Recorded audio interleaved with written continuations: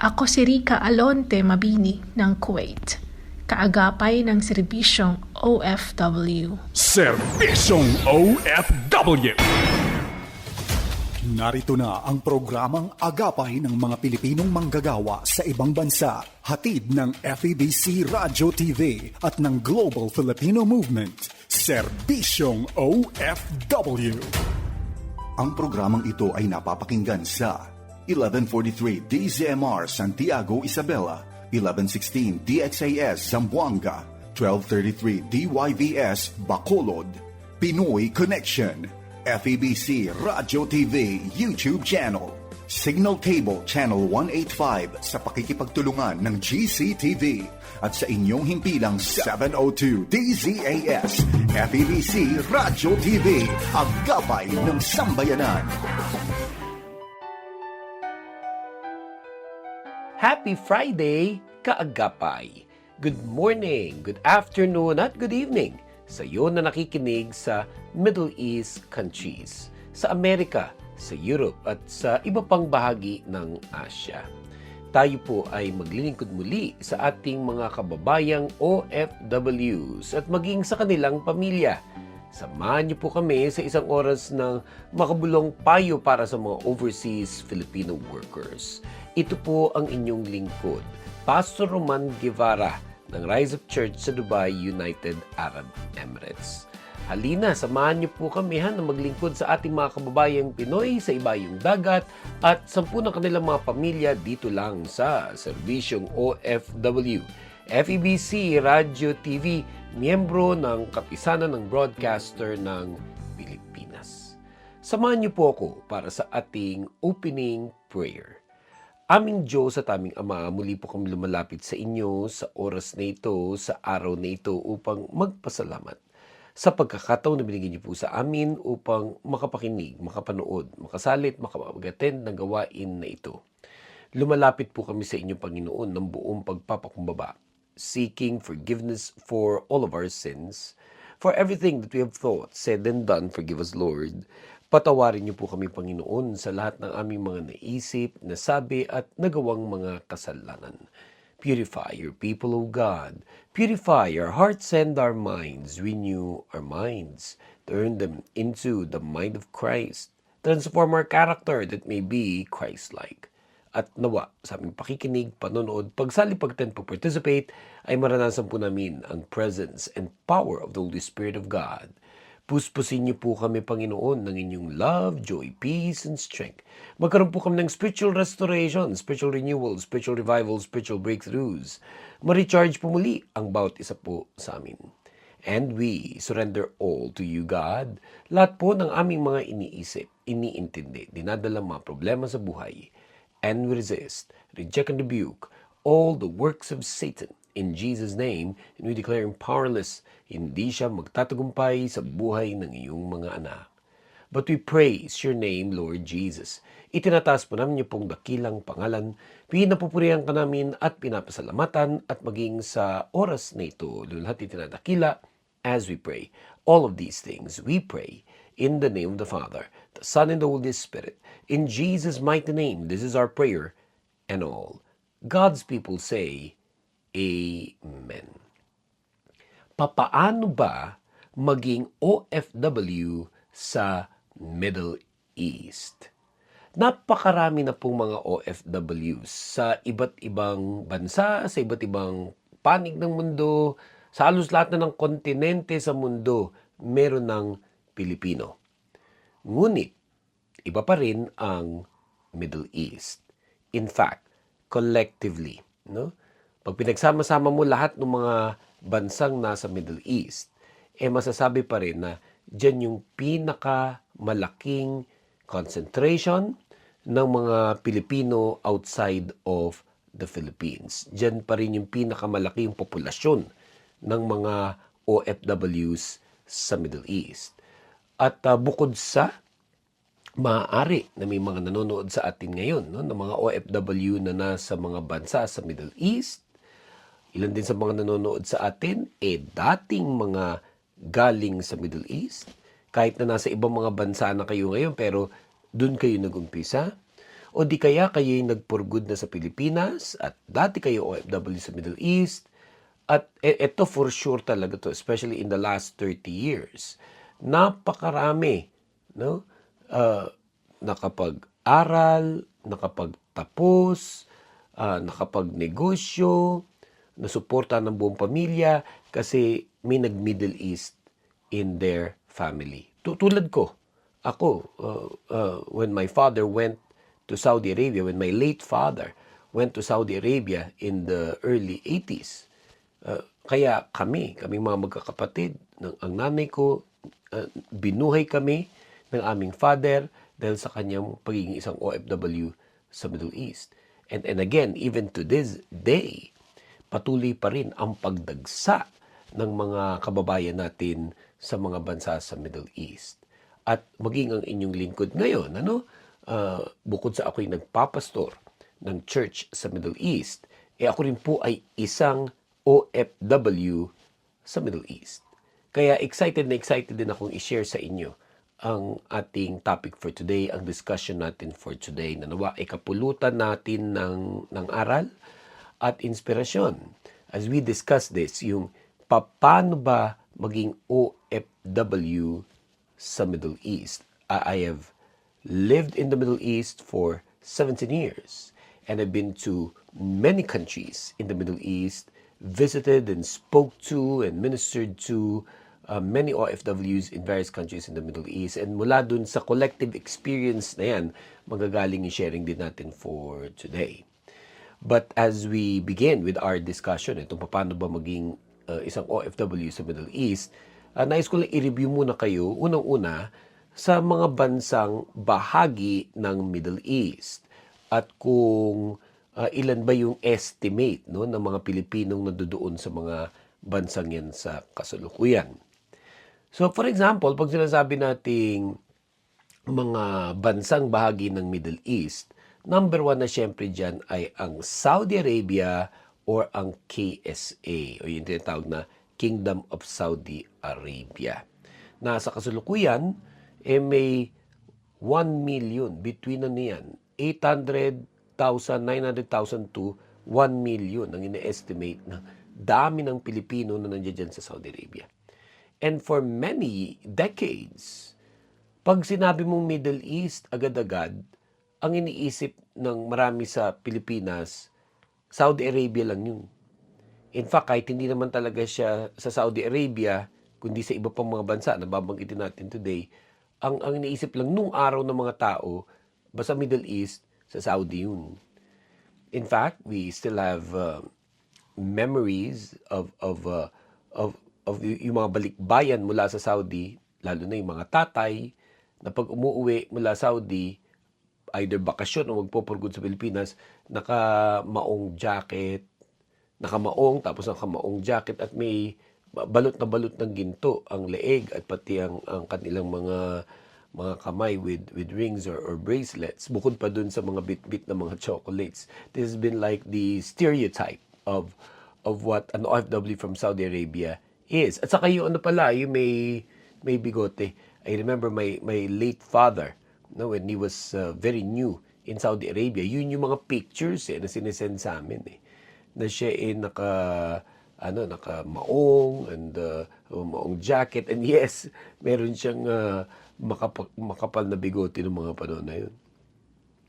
At marami nang naging development siya sa Saudi Arabia, especially kung paano nabubuhay ang mga OFWs dyan. Pero mamaya natin i-discuss yan. Tuloy-tuloy muna natin yung pag-review kung ano na ba itong mga bansang bahagi ng Middle East. Dahil bukod sa Saudi Arabia or KSA, na bagamat yung Saudi Arabia itself, yung pinakamalaki, no? That also explains why halos 1 million ang mga Pilipinong nandiyan dyan. Kasi napakalaki niyang bansang yan And it has many cities, it has many regions, many provinces, pero prominente dyan of course yung Riyadh, which is the capital city, Jeddah, Saudi Arabia, and many others. Pero bukod sa Saudi Arabia, ang sumusunod dyan would be the United Arab Emirates or UAE, where I have been living for 17 years. At ang estimate na Filipino population dyan is 900,000. At masasabi na yung UAE o United Arab Emirates ang pinaka modern, no?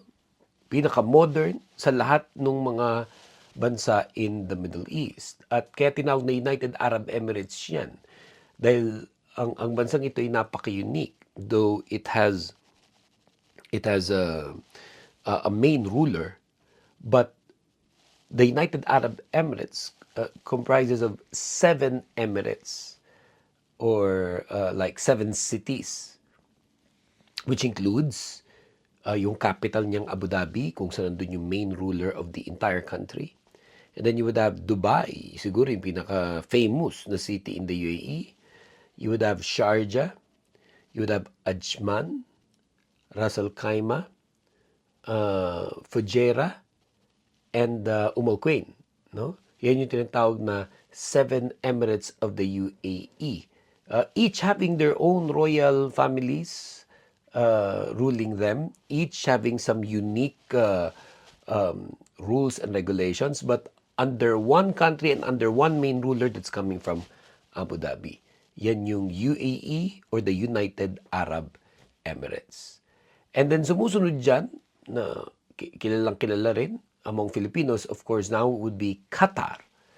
Or kilala rin because of its capital city, Doha. Yung bansa, Qatar. Pero minsan nai-interchange nila yan na yung Qatar, Doha, ganyan. But basically, Qatar is a country and Doha is a capital city. And it has about 250,000 Filipinos. 250,000 Filipinos. Sumikat naman yan dahil nag-host yan nung FIFA World Cup. FIFA World Cup, the first Arab country to have been able to host a FIFA World Cup. And then you would have Kuwait, na nakilala rin yan dahil nagkaroon ng Gulf War noong 90s between Kuwait and Iraq. Pero naku, daming Pilipino rin dyan. May 100,000 Filipinos in Kuwait.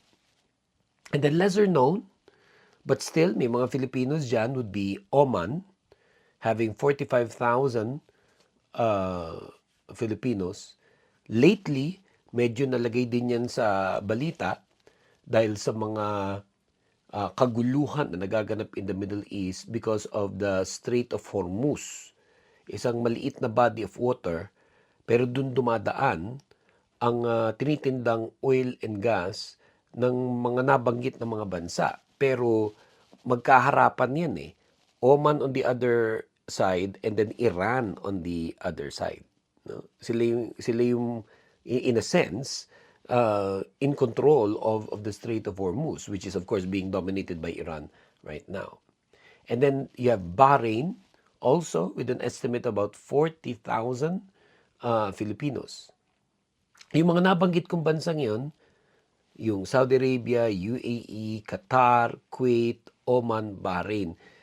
Bukod sa lahat yun, ay located sa tinatawag na Arabian Peninsula. Pag tingnan nyo sa mapa yan, no? Parang V yan eh. Parang V. They are also known to be members of the GCC or the Gulf Cooperation Council. Samahan ng mga mayayamang bansa in the Middle East na kaya mayaman because they produce oil and gas. Sa baba ng Saudi Arabia, may isang exception at yan yung Yemen. Siya yung hindi miyembro nung GCC kasi mahirap na bansa at there's just for now about 150 Filipinos in that country. Isang mahirap na bansa but is part of the Arabian Peninsula just below Saudi Arabia on the Red Sea side. And then going a little bit dun sa taas ng Saudi Arabia, you would have the countries na ang tinatawag ay mga bansa in the Levant. Countries like Israel, yan, where there are 30,000 Filipinos. Katabi nun, mga bansa ng Israel would be Lebanon, with about 17,000 Filipinos. Jordan, with about 40,000 Filipinos. Syria, with about 700 Filipinos. yung dating Turkey, na ngayon ay Turkiye na. Turkiye, with 6,000 Filipinos.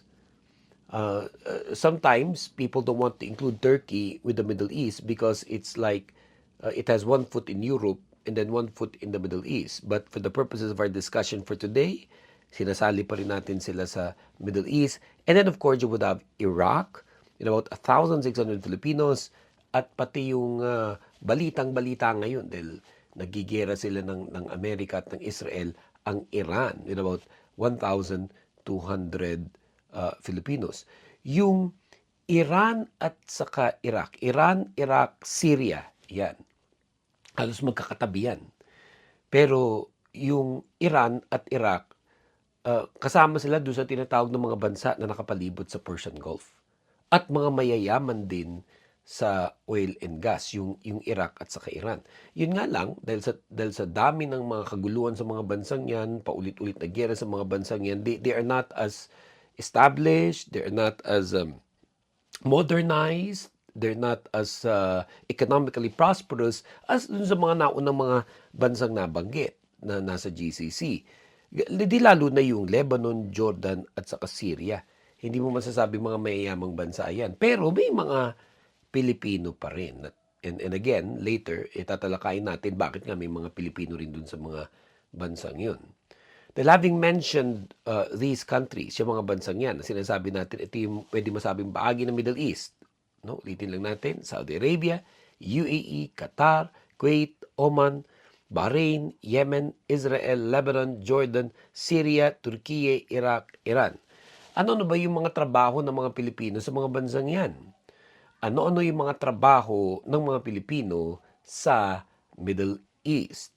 Di syempre, especially dun sa mga naunang bansa na banggit o yung mga miyembro ng GCC, oil and gas. Oil and gas. The Middle East remains one of the most lucrative and active markets for oil and gas employment.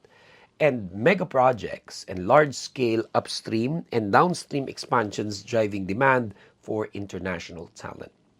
Whether you're a fresh graduate or an experienced professional, countries like Saudi Arabia and the United Arab Emirates, at yung pang mga nabanggit, provide substantial tax-free salaries. Yun ang matindi kasi dun eh. Tax-free pa rin hanggang ngayon ng salaries, allowances for housing, and travel benefits. Especially, again, yung mga bansang Saudi Arabia, United Arab Emirates or UAE, kung saan nandun ang Dubai at Abu Dhabi, Qatar, Kuwait, Oman, and even Bahrain. Yung 6 na bansang yan, bahagi sila ng GCC o Gulf Cooperation Council. Ang major industry talaga nila, oil and gas. Bagamat, hindi naman natin sinasabi na ang karamihan ng Pilipino doon nagtatrabaho, no? Kasi ang mga Pilipino, marami rin silang ibang nagiging work. Pero pag yung Pilipino nakapagtrabaho sa isang oil and gas company sa Middle East, doon pa lang alam mo nang maganda ang nun. Maganda ang buhay nun. Lalong-lalo na, kung yung pinagtatrabahuan niya ay isang government-owned company. Lalong-lalo na kung yung pinagtatrabahuan niya isang government-owned company. Doon mo masasabi na maganda yung kinikita at maganda yung buhay nung OFW kung nagtatrabaho siya sa isang oil and gas company at government-owned oil and gas company. Pero sa akin din pagkakaalam, even in the Middle East, ang pinakamarami pa rin na trabaho ng mga Pinoy, you may be surprised by this, in the Middle East, would still be the domestic helpers o yung mga tinatawag nating mga kasambahay. Household service workers, including housekeepers, nannies, and caregivers, make up the single largest demographic of land-based OFWs globally. And in the Middle East, these elementary and service occupations consistently account for the largest share of deployed workers to meet the high demand for domestic and caregiving support.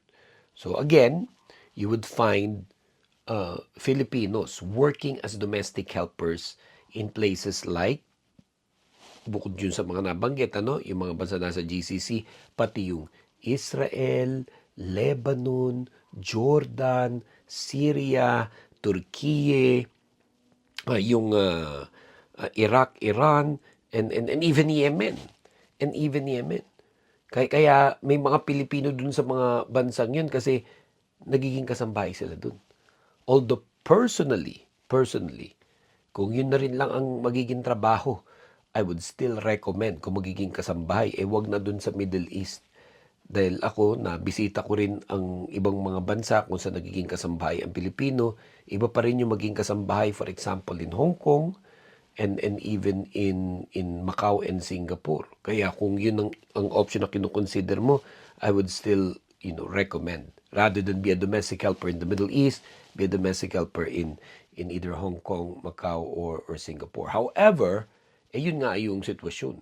Ang nakararami pa rin mga Pilipino sa Middle East, domestic helpers. Some of you may be surprised by that. However, when you hear about Dubai, for instance, kung saan napaka-diversified ng economy, you would have there healthcare professionals, no? Tulad ng mga nurses at ganyan, no? Because the Middle East is one of the top global destinations for Filipino healthcare workers, particularly nurses. There are over 100,000 Filipino nurses employed in countries like Saudi Arabia, and they are similarly sought after in the UAE, Qatar, Kuwait, and other parts of the Middle East. But then again, having been to many other countries in the world, I would recommend just gain experience in the Middle East, but eventually go to other parts of the world kung saan mas maganda yung package ng nurse, especially sa United States of America. Pero meron din ibang mga bansa kung saan sought after ang mga nurses natin, like countries in Europe, like the United Kingdom, Ireland, and I would even want our young people to try, going to places like Iceland and Norway and Finland, dahil magaganda yung kanilang mga packages for nurses. But then again, ang daming mga Filipino nurses also in the Middle East. Construction and engineering. Filipinos have been a driving force in Middle Eastern infrastructure even since the 1970s. Professions in the sector range from licensed engineers and architects to skilled tradespeople such as welders, plumbers, general construction workers, kahit pa nga yung mga tinatawag ng mga safety officer, mga document controller, ang daming nagkatrabaho at binuhay ang pamilya nila kasi dahil nagtrabaho sa mga construction in the Middle East. Yun nga lang, pag natapos na yung construction, edi tapos na rin yung employment nila. Pero even still to this day, patuloy pa rin ang mga construction projects in the Middle East, especially now in Saudi Arabia. And then of course, you have the hospitality and service sector. Lalong-lalo na not just in the UAE. Dati Dubai lang yung hospitality sector, but now ang Saudi Arabia talagang dinidevelop din nila yung kanilang tourism industry. Kaya the booming tourism and lifestyle sectors in hubs like Dubai, Abu Dhabi, Saudi Arabia, even Qatar, large population of Filipinos ang nandiyan dyan. Kaya makikita mo sila na nagtatrabaho sa hotels, sa mga restaurants, sa mga servers, at isama mo na rin dyan pati yung mga flight attendants. Dahil yung mga Middle Eastern airlines, tulad halimbawa ng Emirates, Etihad, Qatar Airways, at iba pa, yan ang mga pinaka-competitive at mauhusay na airlines ngayon in the world, and they're employing even many Filipinos in their workforce. And of course, may mga iba pa mga trabaho tulad ng mga nagtuturo sa mga eskwelahan, mga nagtuturo sa sports, sa athletics, magtatrabaho sa opisina, name it. Ang daming mga nagiging mga trabaho ng mga Pilipino sa Middle East. Kaya rin tuloy, may nadidevelop na rin na way of life. May kakaibang way of life ang mga Pilipino sa Middle East. Unique nga lang, because unlike other countries like the United States, Canada, Australia, New Zealand, the United Kingdom, and parts of Europe, yung mga bansang yun, pag nagtrabaho ka dun, pwede kang mag-migrate at pwede kang maging citizen in the future. Pwede nagsimula ka with a work permit or a work visa, but then it can proceed to becoming a permanent residency that would lead to citizenship. Sa Middle East, for the meantime, for the Filipino, walang ganon. What you will only get is a work visa. Na usually, depende sa rules ng bansa. Kasi syempre, iba-iba rin yung rules ng mga bansa. But usually, mga 2 years work visa. Na pag nag-expire yung 2 years visa mo, o i-renew mo siya ulit. Kung gusto kang i-renew o kung gusto mo i-renew dun sa bansang yun. And so on and so forth. May tumatagal ng 10 years na ganun yung sistema, umaabot ng 20 years, meron umaabot pa ng 30 years eh. Hindi naging citizen, pero renew nung kanyang employment visa. And when it comes sa sweldo, for example, tulad ng nabanggit natin kanina, edi may mga trabaho na maganda talaga ang mga sahod. Tulad halimbawa nga nung nagtatrabaho sa oil and gas, lalo na kung government-owned company. At bukod pa doon, may mga iba pang mga trabaho na masasabi mong maganda yung trabaho at isa na rin sa dahilan kung bakit nasasabi mong maganda yung trabaho nyo kasi hindi na-delayed yung sahod o sweldo. Kasi nangyayari yan sa Middle East. Pag hindi maganda yung trabaho, hindi maganda yung kumpanya, minsan maliit din yung sahod, na-delay pa yung sahod. Pagdating naman sa tirahan, pwedeng it could be a simple bed space that is provided for by your company or kung hindi, ikaw magbabayad ng bed space na yun. Pwedeng nagre-rent ka ng isang kwarto. And for places like Dubai, for instance, yung binabayad mo siguro sa isang condo, binabayad mo sa isang buong apartment sa Pilipinas, yun lang yung binabayad mo sa either sa bed space or dun sa kwarto, depending on the location. At pag napupunta ka so nearer to the central of the city, it becomes of course more expensive. Kaya napakalaking bagay kung yung pinagtatrabahuan mo may housing allowance. Kasi di yung sweldo mo, sweldo lang talaga kasi sagot na nila yung tirahan. May mga kumpanya pa nga, may mga trabaho pa nga na bukod sa may housing allowance na may educational allowance pa for your children. Kaya pag iisipin mo yun, sagot na pala yung bahay, kasama na issue din ng kuryente, internet, sagot pang papaaral sa yung mga anak. Kaya pag dumadating yung sweldo sa iyo, buong buo, tax-free pa. Wala pang taxation yung sahod mo. But then again, may mga taong napupunta sa magandang trabaho na gano'n setup, meron din of course na hindi. Pagdating naman sa pagkain, ito naman ang masasabi sa inyo pagdating sa Middle East. Ang Middle East, dahil ang dami-dami ng mga Pilipinos na nakatira dyan, ang pwede mo sabi na pinaka-Pilipino na lugar outside of the Philippines. Dahil marami sa mga hinahanap nating pagkain, hinahanap nating mga delata, hinahanap nating mga chichirya, available na sa halos lahat ng cities in the Middle East. Lalo na yung Dubai, having been able to see many cities and countries in the world. Masasabi ko yung Dubai, ang pinaka-Filipino na city in the world. Halimbawa na lang, sinigang. Ang option mo, either kumain sa napakaraming Filipino restaurants na nagtitinda ng sinigang. Kung gusto mo ikaw magluto ng sinigang, napakaraming groceries na nandun yung mga kakailanganin mo para sa pagluto ng sinigang. O kaya napakarami mong kapitbahay na Pilipino na nagluluto ng sinigang. But then yung availability ng baboy, yun lang yung medyo tricky doon. Kasi may mga bansa sa Middle East, dahil predominantly Muslim country, hindi sa lahat ng lugar ay madali makabili ng baboy. At minsan, kung may nagtitinda man ng baboy, located ito sa mga tindahan na may section exclusive for non-Muslims. But then again, available din naman in most countries in the Middle East na yan. Healthcare. Pag maganda yung trabaho, maganda yung kumpanya, edi meron kang health insurance.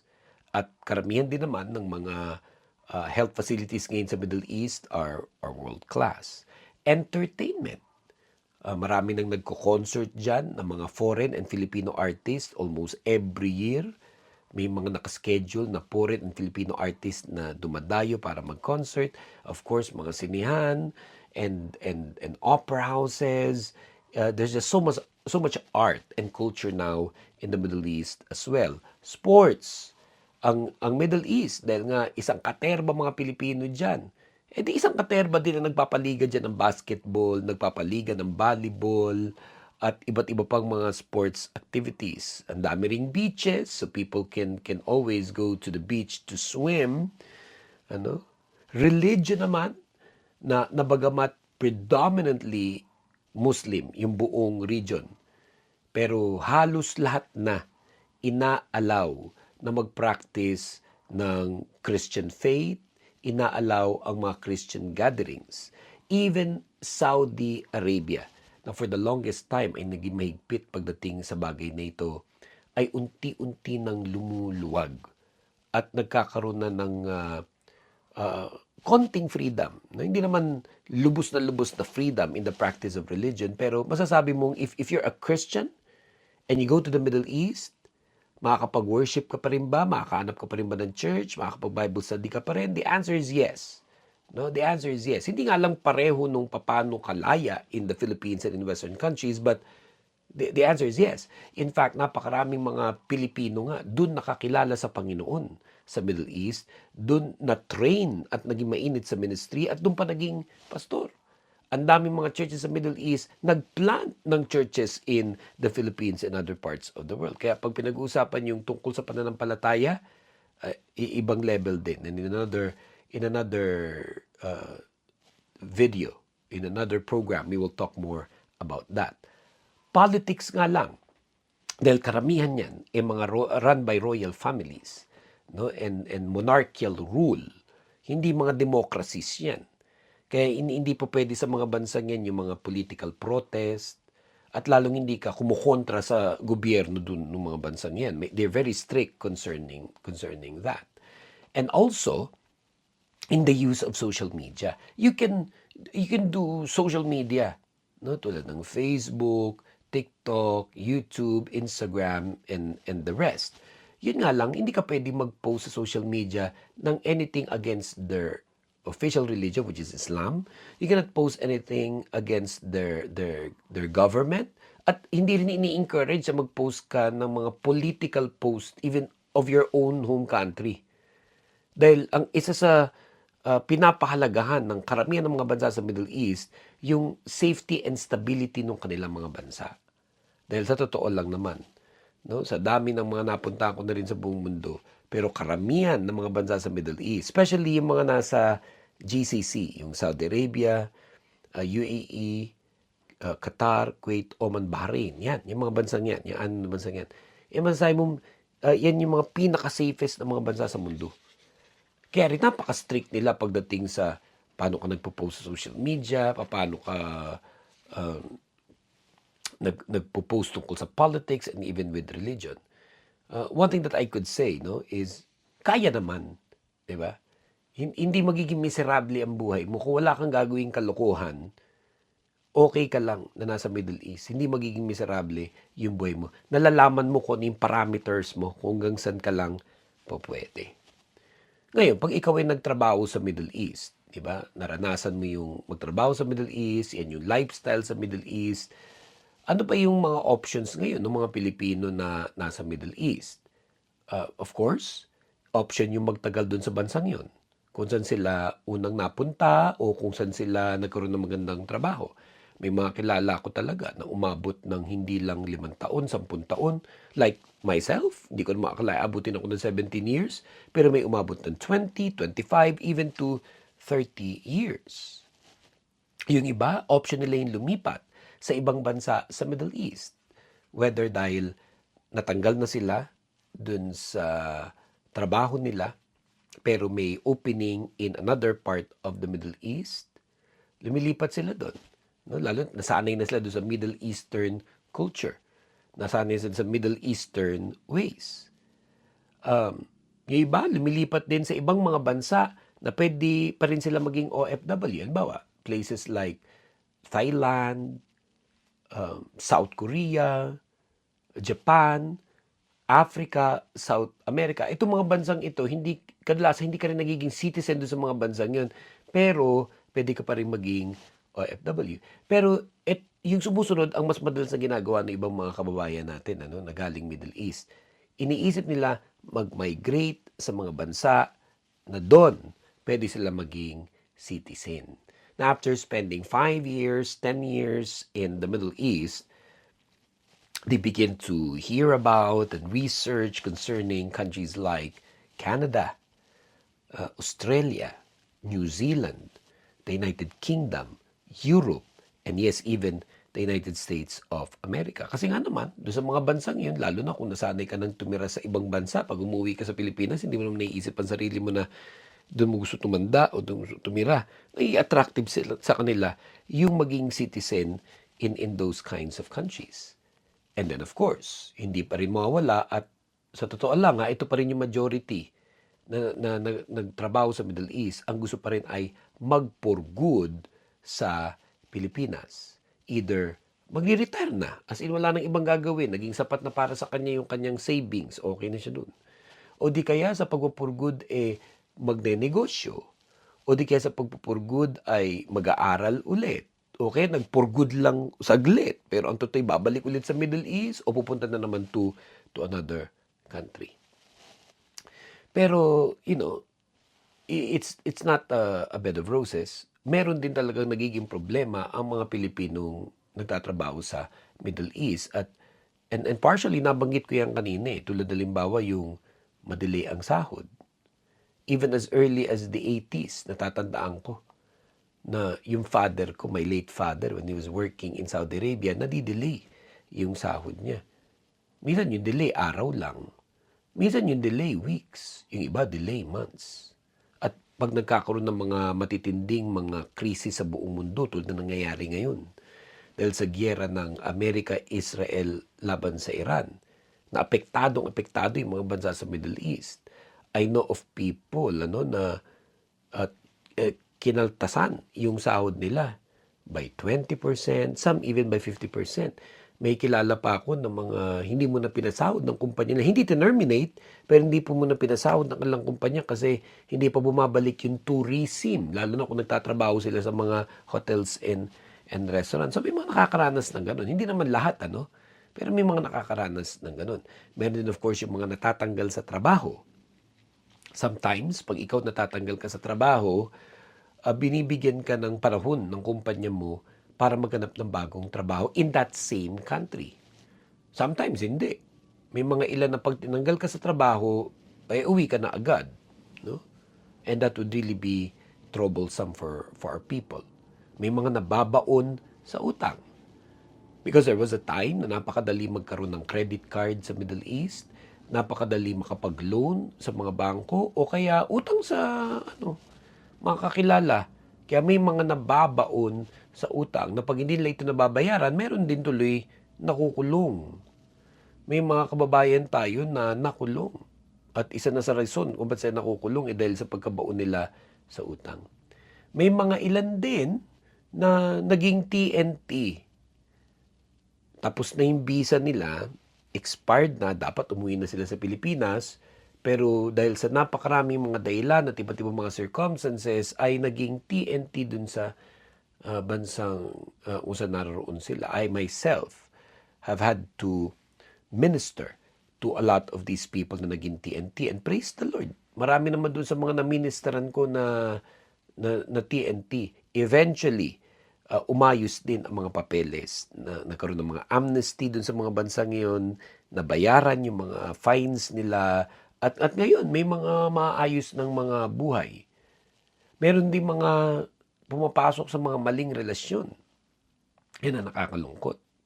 Na pumunta sa Middle East para sa asawa at anak na nasa Pilipinas, pero dahil nalungkot o natukso o naging unfaithful sa wife o husband niya, pumasok sa maling relasyon. And that is really sad. O yung iba, hindi naman inaamin doon sa pamilya sa Pilipinas, pero pag nasa Middle East siya, may iba siyang kinakasama. Tapos pag umuwi sa Pilipinas, dun siya sa legal wife o sa legal husband niya, which again is wrong and sad.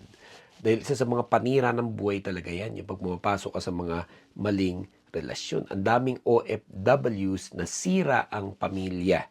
The very same family that they committed to to do all of those sacrifices. Pero mo, napaka-ironic and tragic nun. Na sinira mo yung pamilya na dahilan ba't ka nagsakripisyo sa Middle East. May mga nalululong din sa bisyo. Pwedeng sugal, of course yung paglalasing, at kahit napakaigpit ng mga bansang yan, bakit ba naman may mga nakakahagila pa rin ng drugs? May mga nalululong pati sa droga na again, panira ng buhay. And another thing which I'm really sad about, pag may mga kababayan tayo ng mga OFWs, minsan nga naging maganda na ang mga trabaho. May na-encounter akong ganito. Ang ganda-ganda ng trabaho niya. Pero gumawa pa ng mga illegal activities. Biruin mo yun. Naranasan mo na mapunta sa ibang bansa, naranasan mo na magkaroon ng isang maayos-ayos na buhay, ba't gagawa ka pa ng mga illegal? May mga nag-under the table, maglalagay sa kung kani-kanino. Naku, yung mga ganyan mga bagay na ginagawa sa Pilipinas, dapat wag gawin yan pag nasa Middle East o nasa ibang mga bansa. Dahil again, pag ikaw nahuli, naku, ang justice system pa naman ng mga bansa yan, napakabilis. O ikay natutuntun agad, and eventually napaparusakan at nakukulong. May mga illegal activities pa nga na death penalty ang katapat. Naku, wag na natin hangarin yung mangyari yan sa atin. Kaya kailangan, very conscious and very aware tayo sa mga batas ng mga bansang yan at yung uniqueness ng kanilang religion and culture. Kasi again, one of the best things that I love about the Middle East is that yung karamihan ng mga bansa dyan, napaka-safe. Karamihan. No? Except yung mga lugar na maraming gera. Tulad nung Israel, Lebanon, Syria, Jordan, Iraq, Iran yan. Ibang usapan yan pati yung Yemen. Pero yung Saudi Arabia, UAE, Qatar, Kuwait, Oman, Bahrain, ang safe ng mga bansang yan eh. Pero meron silang ini-enforce ng mga strict laws. So ang tanong, kaya ba? Kaya naman. Kahit natin mabuhay at maging masaya kahit ganun sila ka-strict. Kasi nga, marami ka naman pwedeng magawa, lalo na kung wala kang gagawing masama o illegal. Diba? Pero kaya nga, doon na tayo sa tama. Nang hindi ma-deport at hindi maban. Dahil may mga kababayan tayo, dahil sa mga pinagagawa nilang mga illegal, di eventually natuntun, so hindi lang nakulong, na-deport pa. And then later na-ban dun sa bansang yun.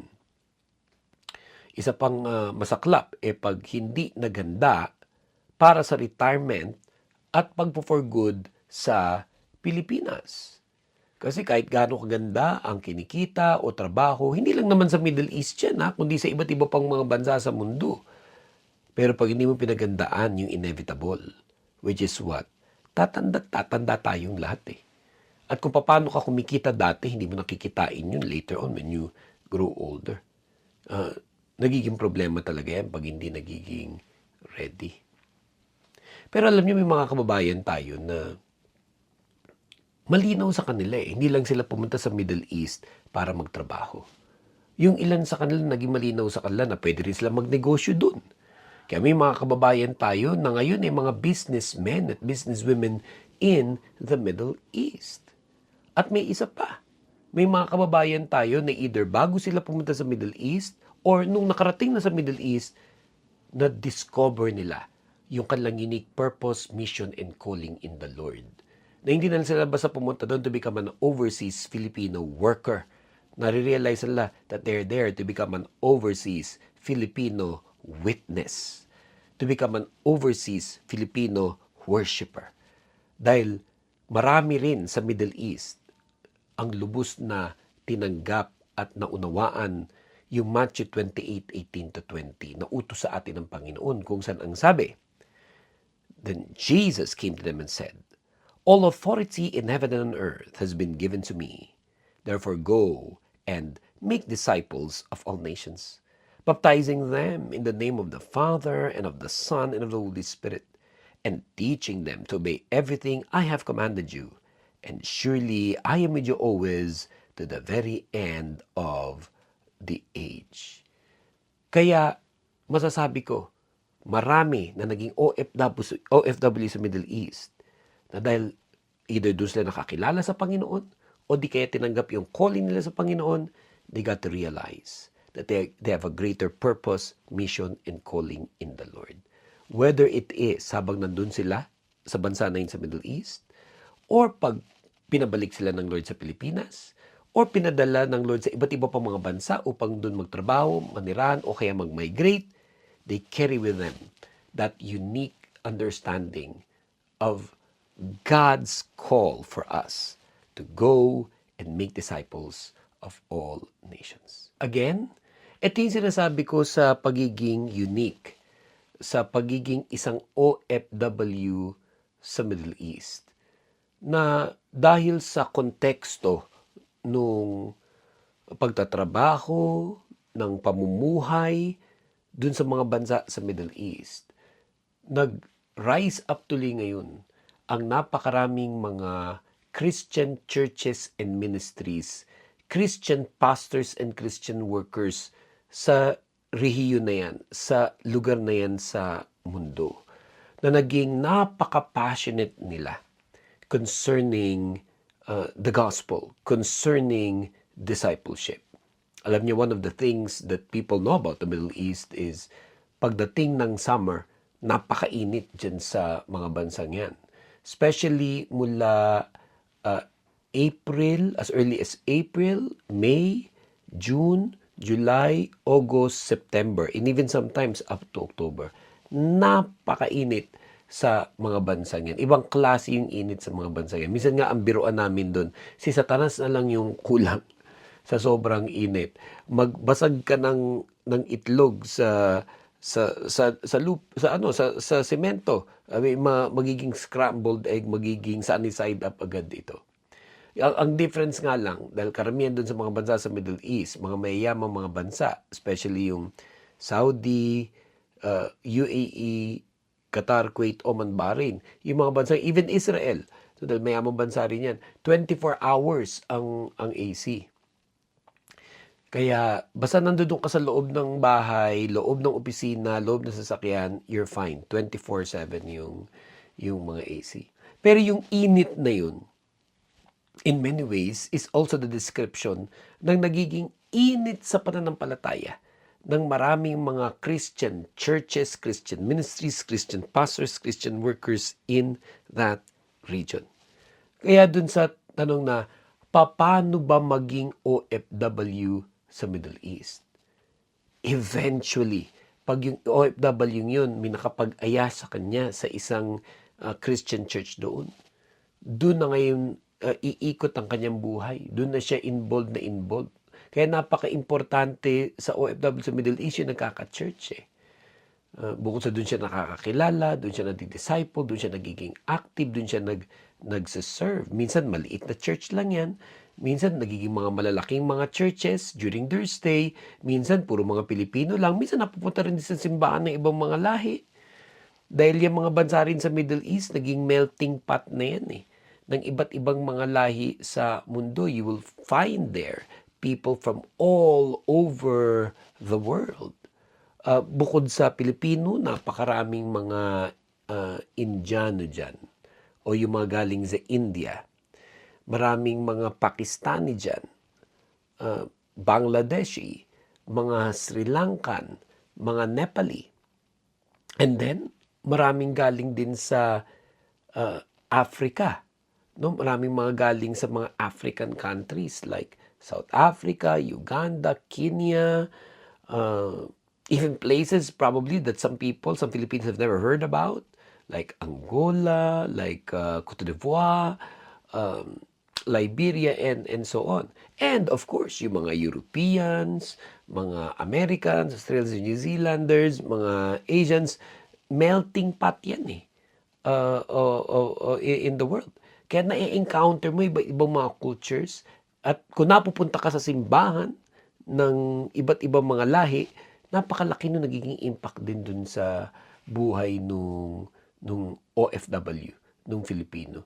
You get to learn more about the world. Actually, hindi lang amongst Christians. You get to encounter different religions. Dahil bukod dun sa Islam, which is the dominant religion, Christianity, nandiyan dyan din ang mga Orthodox, yung mga iba't ibang mga religions tulad ng Buddhism, Hinduism, and the rest. So, na-expose ka sa diversity ng buong mundo. And that further reminds us of what is said in Matthew 28:18-20. O ngayon, OFW ka dyan sa Middle East. Ngayon na nag-church ka na, nakakilala ka sa Panginoon, nagsiserve ka, ito, tandaan mo to. Ayan, nakapalibot sa iyo ang iba't ibang mga lahi. In Matthew 28:18-20, again it says, Then Jesus came to them and said, All authority in heaven and on earth has been given to me.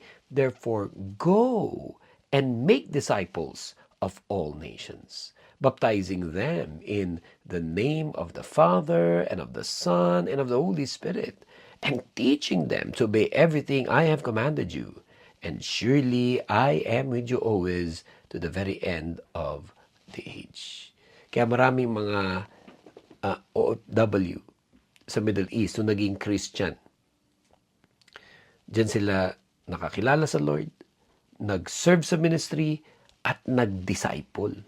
Nagdala ng maraming mga tao para sa Panginoon. Some would even accept the call of becoming a pastor themselves and plant churches, whether in that country or in other parts of the Middle East, or as they will migrate to other countries. You will find people in Canada, for example, in Australia, in New Zealand, mga dating taga-Middle East. Doon nag-alab ang kanilang pananampalataya. At pagpunta doon sa mga bansang yun, nag-plant naman sila ng mga churches at ng mga ministries. Hindi man pareho yung context. Iba nga talaga namimiss pa rin yung Middle East. Dahil ibang-iba pa rin yung init ng pananampalataya na doon sa Middle East. Pero because they internalized, kaya pala ako naging OFW sa Middle East dahil may greater purpose ang Panginoon para sa aking buhay. And I hope for everyone who's listening today, whether ikaw ay nasa Middle East na, o may kamag-anak ka sa Middle East, nasa Pilipinas ka, o nasa Pilipinas ka gusto mo rin maging OFW sa Middle East, I want you to be excited because if this is God's will for your life, nawa, makarating ka sa Middle East at mangyari sa iyo yung Matthew 28:18-20. Let us pray. Aming Diyos at aming Ama, salamat po sa aming programa sa araw na ito. Sa mensaheng aming napakinggan, sa topic na aming diniscuss, na paano ba maging OFW sa Middle East.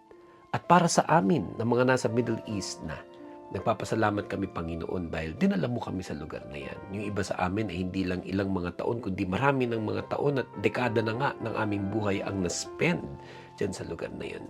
And we thank you, Lord, that even by being in the Middle East, we were able to understand Matthew 28:18-20 and fulfill your purpose, mission, and calling in our lives.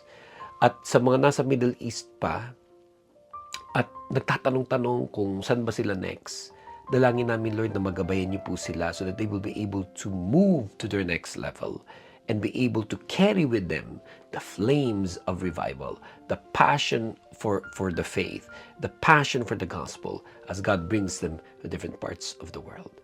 Pinagpipray din po namin ang mga kapatiran po namin na ngayon may mga pinagdadaanan dahil sa krisis sa Middle East, krisis sa Pilipinas, krisis sa iba't ibang panig ng mundo. Dalangin po namin that even as they attend this gathering today, that they may be refreshed and restored in the name of Jesus Christ of Nazareth. And we lift to you, Lord God, everyone who's watching and listening sa Bishop OFW as we pray. In the name of the Father, the Son, and the Holy Spirit, in Jesus' mighty name, this is our prayer. And all God's people say, Amen. At bago po tayo tuluyang magwakas, nais kong imbitahan ang lahat ng mga OFWs na may mga anak na teenager sa Pilipinas, lahat ng mga nasa Pilipinas, may mga anak na teenager at youth, lahat ng mga churches na may mga youth, pakidala nyo naman ang inyong mga kabataan sa Rise of Philippines National Youth Conference with the theme Believe na magaganap sa December 12 2026. That's the second Saturday of the month of December. At ang inyong lingkod will be the main speaker and worship minister sa event na ito, kasama ang iba't iba pang mga ministries in the body of Christ, kung saan i-challenge natin ang mga kabataan to believe in the Lord Jesus Christ. Kaya, ano nyo na yan, i-mark nyo na sa inyong mga kalendaryo, paki-contact nyo si Ate Maylene, our National Event Organizer, sa kanyang Facebook Messenger na MHY_LYN o kaya sa 0917-318-1184 para po sa mga tickets and other details. Again, that's Rise of Philippines National Youth Conference with the theme Believe sa December 12, 2026 sa Cuneta Astrodome, Pasay City. Contact niyo si Ate Maylene sa 0917-318-1184.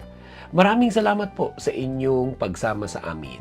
Ako po muli si Pastor Roman Guevara. Kilala rin bilang Kuya Roman Guevara, and in the Middle East, kilala rin bilang Coach Roman para sa mga OFWs. Mula po ito sa Rise Up Church, Dubai, UAE. Na nagsasabing pagpalain ng Diyos ang mga overseas Filipino workers natin, hindi lamang sa Middle East, kundi sa iba't ibang panig ng mundo. Nawa ipagpalain ng Panginoon kayo pong lahat at pati ang inyong mga pamilya. Always remember, sa lahat ng ating mga pinagdadaanan sa buhay, to all our trials, testings, and challenges in life, by God's grace, by the power of His Holy Spirit, in Jesus' name, we will rebuild, and yes, we will rise up.